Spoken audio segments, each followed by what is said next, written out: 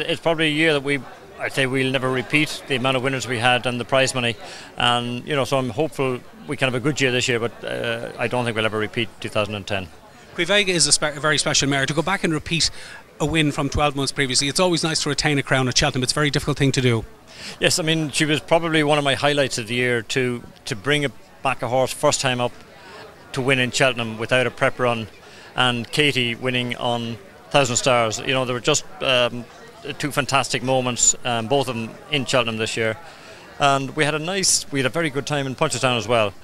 We thought last year we got 12 last year, and we thought, well, I said, that's a bumper year if I can get 3 or 4 this year in Punchestown, and lo and behold, it came back, and we just had a fantastic Punchestown as well. It's great to have so many talented riders in the yard, but obviously Ruby is exceptional. He's been winning awards here for years, but Paul Townend is a fine talent himself. Yes, we've got Willie Mullins, my son Patrick, David Casey, Davy Condon steps in, and Katie Walsh, of course, has been a super sub for us this year. So we've got a great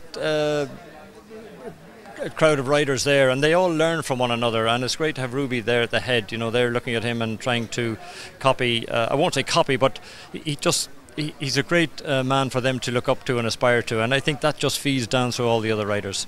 Your late great father Paddy passed away over the last couple of months as well, Willie, one of the legends of Irish racing, and he was a remarkable man in many ways.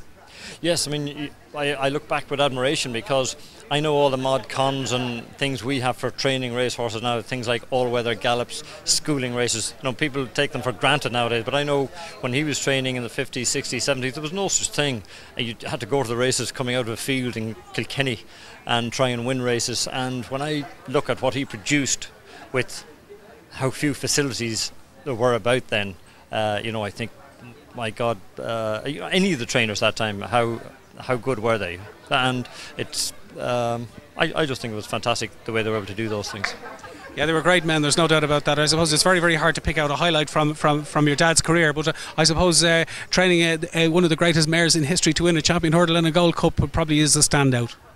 Yes, Dawn Run winning the Champion Hurl and the Gold Cup, huge standout. But also I think Hurry Harriet winning the Champion Stakes in Newmarket, which for, at the time a country trainer to produce a horse to go to Newmarket, win a Grade 1 race, I think he thought that was probably way up there with one of his best achievements, if not the best one.